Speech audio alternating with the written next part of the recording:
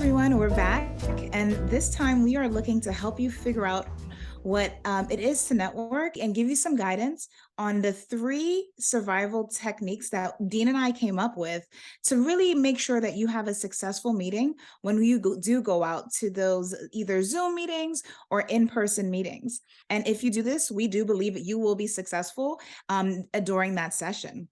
The first thing to think about is, you research the person. Dean will walk through what that means. You ask and prep questions, really important, because when the person is in there and you're meeting with the person, they really want to feel like you spent some time thinking about what this meeting was about.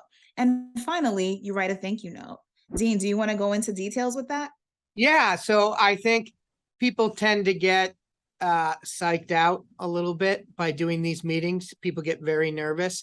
And I think that this preparation, which doesn't take a long time, can get you through almost any meeting, especially when you're early in your career, because it's totally fine early in your career just to ask questions about the person you're meeting with and just to try to understand what made them successful. And so the first thing to do, fairly simple, is to look them up on LinkedIn. Almost every professional out there these days has a bio about them. A lot of them are on LinkedIn. Bea and I will share some materials. We put together a deck you can rely on as a guide, so you don't need to take notes during this. And they'll have examples and URLs so you can look up these websites. But you look on LinkedIn, try to see where they went to college, try to see where their early jobs were, try to understand what their position is. And then another thing that you can do is look up their company, try to understand what their company does, who their clients may be. And then the third thing, which is always interesting, is if you go into Google and you type in the company name or the person's name, go under news, and you can see if there have been any real news stories about this person. So if you were looking up me, you might see, hey, looks like you went to college in DC at Georgetown. You went to BC Law. I noticed here on your Northbridge site that you do last mile industrial. And I'm also seeing that you just bought a building down in Florida, right? If you come in with those questions to me, it's going to make me feel all warm and fuzzy because you looked me up, you spent some time, you did your due diligence and your homework, and that just puts you in a completely different league. And it really just frames the conversation, right? It allows you to come in with something, and because you'll have a lot of background on them, and then they'll want to get to know you. So then you'll have a really good rapport right from the beginning. So that's your first thing. Your second thing is, with all that research you did, it's now time to start asking questions. Some questions are going to be about what you're interested in, what you would like to learn out of this session. And the only way to get really good at this is to prep. So some thoughtful questions. And again, this is all in the deck, so no, you don't need to write this down. You can say, hey, I saw that you majored in a specific major. Hey, I saw that you majored in accounting. How does that help you in your role today?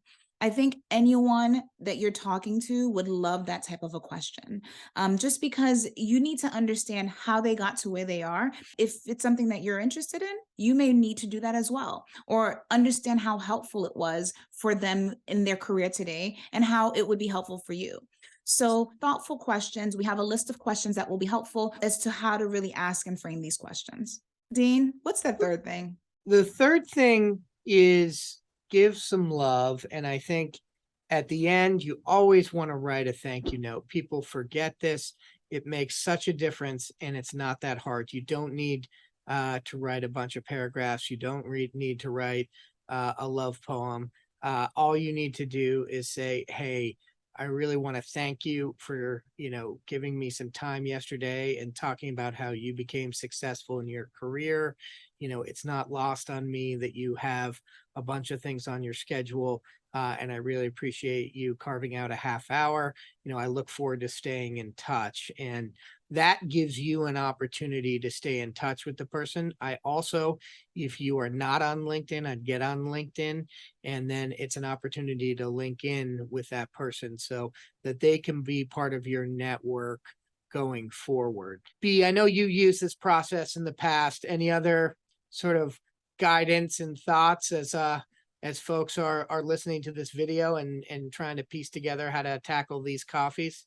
Absolutely. I think it also gives you an opportunity to say, "Hey, after speaking to me and getting to know each other, is there anyone else that you would connect me with?" I think that is going to give you an opportunity to really continue to build out your network, in addition to who you just met, but and it may be two additional people who are really at the top of their game, and that's someone that you can start to build and add to your LinkedIn as well. So don't forget to add that in your thank you as well when you do send that out, because it's an opportunity to continue to build out your network.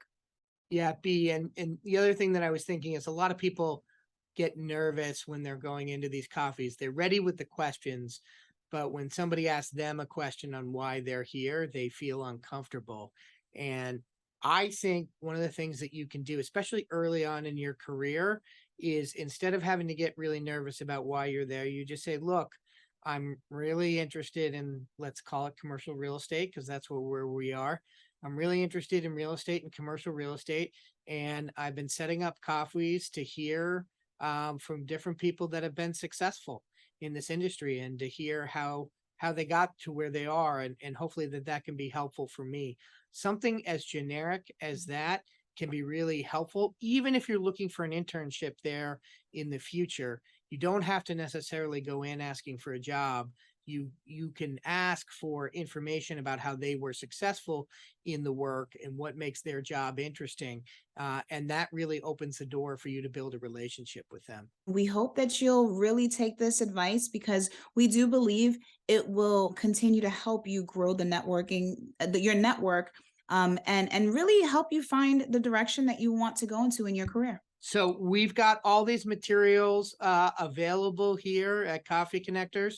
So we're happy to give you a book to go over these notes, to get some examples of thank you notes, to get some examples of introduction emails. And we look forward to working with all of you and seeing you on our podcast. And don't forget, you can contact us anytime. We're available for you.